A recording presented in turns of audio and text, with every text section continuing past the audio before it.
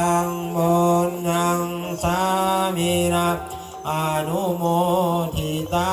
พังสามินากตังบุญยังไม่หังนาตาพังสาธุสาธุสาธุอนุโมทามิกายกัมมังวาจีกัมมังมโน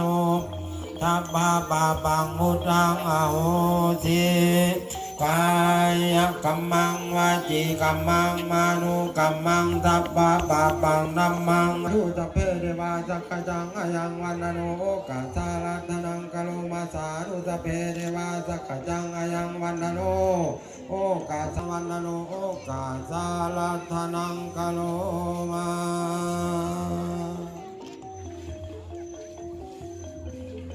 เน็ตเป็นพิธี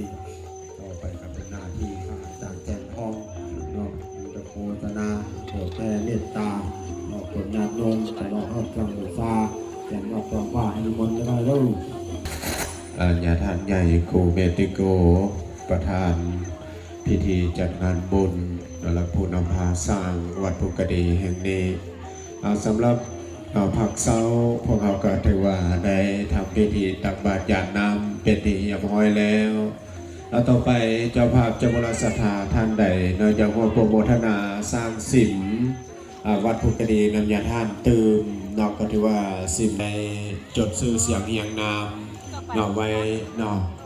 ในบุญยกยอดโซฟานี้เพื่อจะได้มอบปัจจัยให้ญาติท่านเพื่อได้นำไป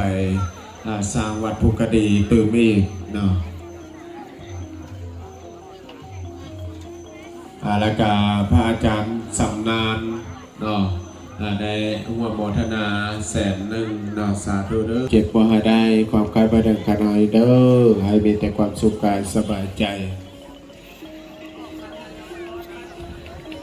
ไม่ออกวันนรอนวัดสะพังหม้อเมืองไซเศรษฐา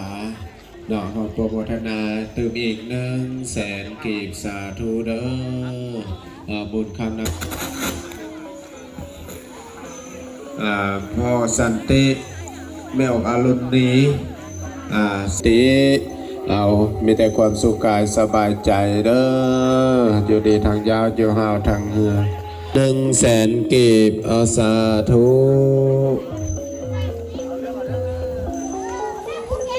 มาขอโปรโมทนาเติมอีก100,000กีบสาธุบุญคำนำสู่บุญโยนำโน่นเด้อจิตบกบจงบ่ลงให้ขึ้นให้เกินพอกสมจิตนาภูมิเมิดนา200,000กีบบ้านนากรุงสาธุเด้อเอาของหานเนื้ออพินสุโนนากรุง50,000กีบตัวพังคุณโลตัวพังพังโล50,000กีบบุญความนั้นเจอบุญให้มาบุญเด้อในมาทำสั่งสิ่งมาแต่มาสลองมาปลอดสิ่งใดไม่เอาคำถูฟองส่งฟองเป็นสถานโมทนา100,000กีบไม่เอาเพิ่มสมัยหลวงพี่ลบโมทนา100,000กีบมาสาธุก็คนรู้ความมือซ้อนความมือซ้อนความมือซ้อนมือแสนสุริยาโมทนาตั้งใจเลยมีแต่ถ้าสอนที่เลยไปทำงานซื้อโดยที่แห่งสุขกายสบายใจ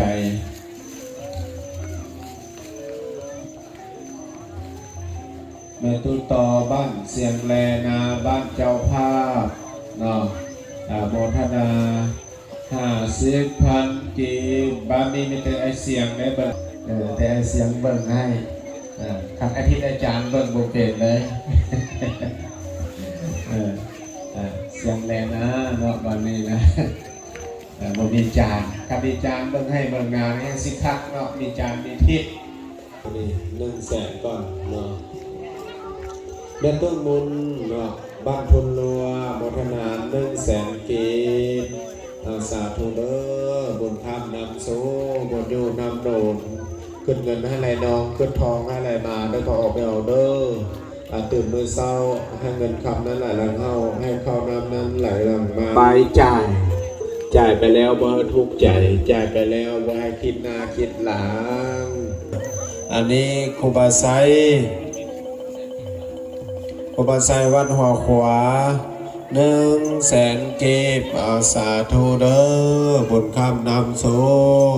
บุญอยู่นำหนุนนะครับหน่อยเด้อเป็นห้องพอห้องใสให้ลูกให้หลานบ้านเมืองกินบ่บกจกบ่ลงเนาะ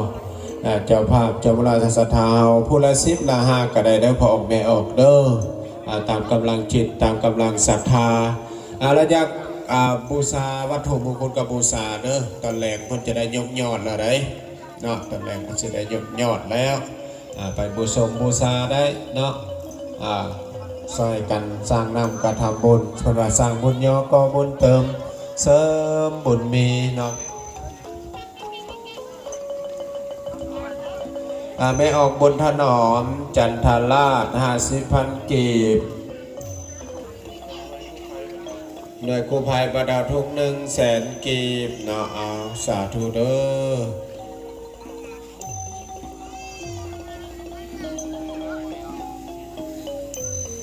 อครอบครัวแสงรุณโมทนา300,000กีบบุญคำนำสู้บุญอยู่นำทรงเนาะได้จะได้ผู้ละเล็กผู้ละน้อยเนาะดินจีก้อนหนึ่งก็เอาเป็นว่า100,000กีบเนาะอันนี้ก็เป็นไทยลองเงินมาพุ่นแหละเนาะไทยลองเงินไทยเกี้ยวคู่เนาะเกี้ยวคู่ประเสริฐใสเนาะ